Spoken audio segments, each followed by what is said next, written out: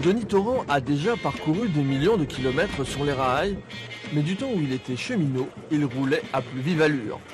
Vous voyez, je vais passer la seconde. Là, nous sommes environ à 20 à l'heure, 25. On ne peut pas aller au-delà de 30 à l'heure. D'abord, la voie ne s'y prête pas.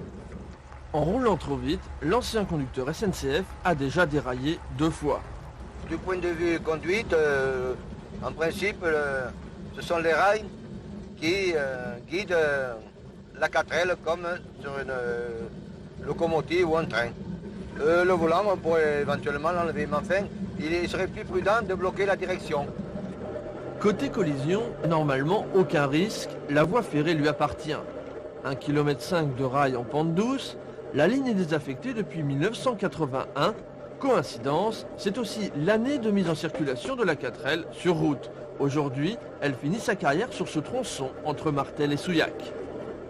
C'est simplement une voiture d'inspection et ça donne la possibilité de s'arrêter à n'importe quel point de la ligne et même de vérifier la voie.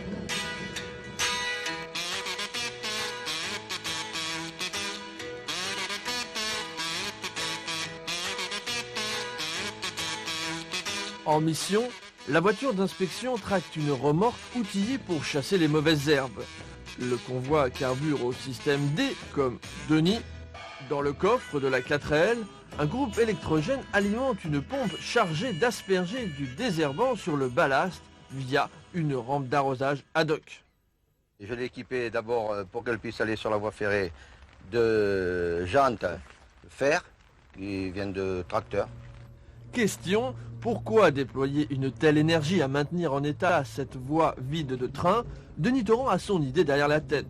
Il rêve de voir circuler un jour un convoi de chemin de fer touristique devant sa maison de Gare-Barrière, une résidence secondaire depuis 1984.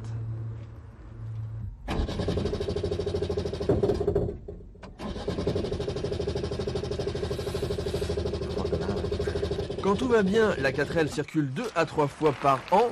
Itinéraire qu'elle emprunte tantôt en marche avant, tantôt en marche arrière, à condition bien sûr de la ravitailler normalement.